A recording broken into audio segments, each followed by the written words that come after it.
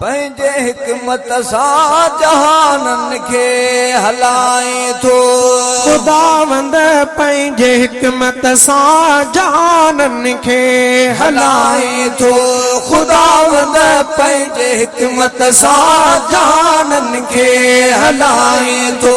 ज़मीन आसमानन जो ज़मीन आसमानन जो ज़मीन आसमानन जो तू ही चरखो चलाई थो। खुदावंद पंहिंजे हिकमत सां जहानन खे हलाए थो। खुदावंद पंहिंजे हिकमत सां जहानन खे हलाए थो। ज़मीन आसमानन जो ज़मीन आसमानन जो ज़मीन आसमानन जो तू ही चरखो चलाई थो। खुदावंद पंहिंजे हिकमत सां जहानन खे हलाए थो। खुदावंद पंहिंजे हिकमत सां जहानन खे हलाई थो।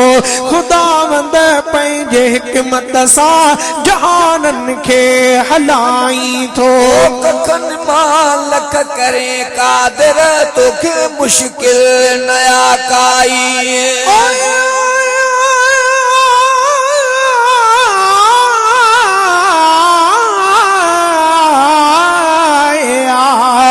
जोड़े जोड़ जहान जी अथी अजब रखिया राज के फकीरीअ में प्या फिर के करन नवा नाज के मुदामी मकान में के नियत मंज नमाज कन के विझी कंध में तो छॾिया सदा साज। हिकड़ा मंज हकीकत जे ॿिया मुंझल मंज मिजाज माण्हुन मां जीअं मौलवी तो कया हन मुमताज।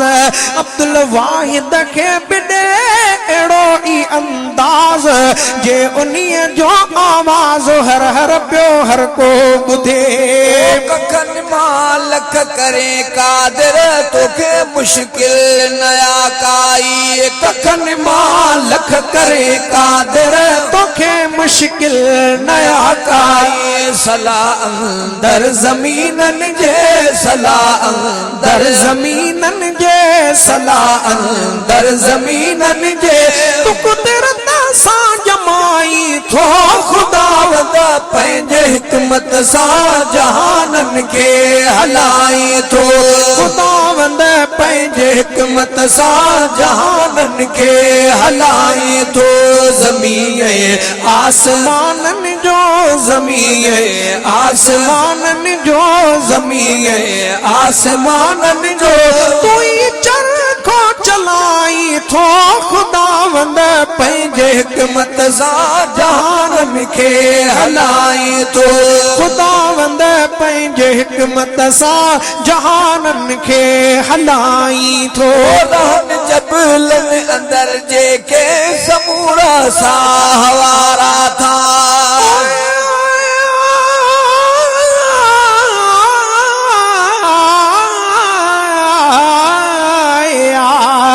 तू साईं तू सुभान तो सना तो सब जानी है। अजब खलके ही रातड़ियों ए दातर पंहिंजा दी है। वसन प्यावस का करे मालिक मथामी है। जन के शपर नकी शाम आ से करन भला की है। पखी खुश पखन में जके जियां हुया से तीअ। अब्दुल वाहिद ईअं तुंहिंजी कादिर कुदरत खे ॾिठो। जबलनि अंदर जेके समूरा सां हवारा था। जबलनि अंदर जेके समूरा सां हवारा था। किथां के वेलनि मकोड़न खे किथां के वेलनि मकोड़न खे किथां के वेलनि मकोड़न खे पानी परवर प्यारी थो।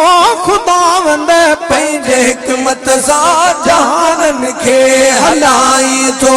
खुदावंद पंहिंजे हिकमत सां जहानन खे हलाई थो ज़मीन आसमानन जो ज़मीन आसमानन जो ज़मीन आसमानन जो तू ही चरखो चलाई थो खुदावंद पंहिंजे हिकमत सां जहानन खे हलाई थो खुदावंद पंहिंजे हिकमत सां जहानन खे हलाई थो खुदावंद पंहिंजे हिकमत सां जहानन खे हलाई थो बिना कोठिन बिना कमरन बरन में तो पखी पाले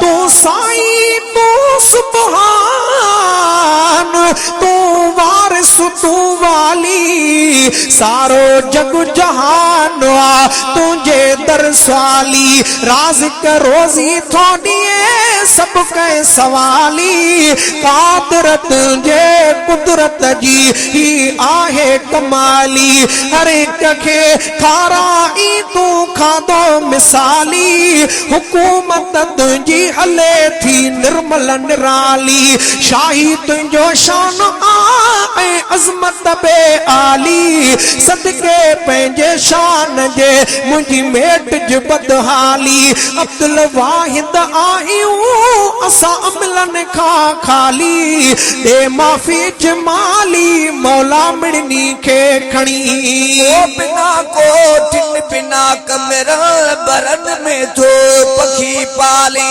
बिना कोठिन बिना कमरन बरन में तो पखी पाले बिना कोठिन बिना कमरन बरन में थो पखी पाले सवा असबाब जे साईं सवा असबाब जे साईं सवा असबाब जे साईं सभिनि खे तू खाराई थो खुदावंद पंहिंजे हिकमत सां जहानन खे हलाई थो खुदावंद पंहिंजे हिकमत सां जहानन खे हलाई थो खुदावंद पंहिंजे हिकमत सां जहानन खे हलाई थो सनाउल्लाह के ताकत ज़ुबान में का नया अहिड़ी सनाउल्लाह के ताकत ज़ुबान में का नया अहिड़ी सनाउल्लाह के ताकत ज़ुबान में का नया अहिड़ी फज़ल ऐं करम सां तंहिंखे फज़ल ऐं करम सां तंहिंखे फज़ल ऐं करम सां तंहिंखे तो दुनिया में हलाई थो खुदावंद पंहिंजे हिकमत सां जहानन खे हलाई थो खुदावंद पंहिंजे हिकमत सां जहानन खे हलाई थो ज़मीन ऐं आसमानन जो ज़मीन ऐं आसमानन जो ज़मीन ऐं आसमानन जो तू ही चरखो चलाई थो सॼे संसार जो साईं संभालींदड़ ख़ुदा तूं आहीं सॼे संसार जो साईं संभालींदड़ ख़ुदा तूं आहीं सॼे संसार जो साईं संभालींदड़ ख़ुदा तूं आहीं अजब हिन कारखाने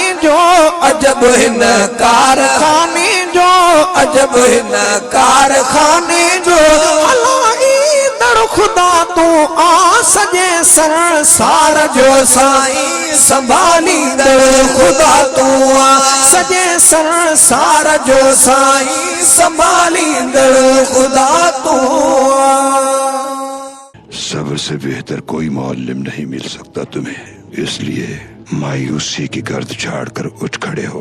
तुम्हें अपनी जिंदगी के लिए आबे हयात खुद तलाश करना है।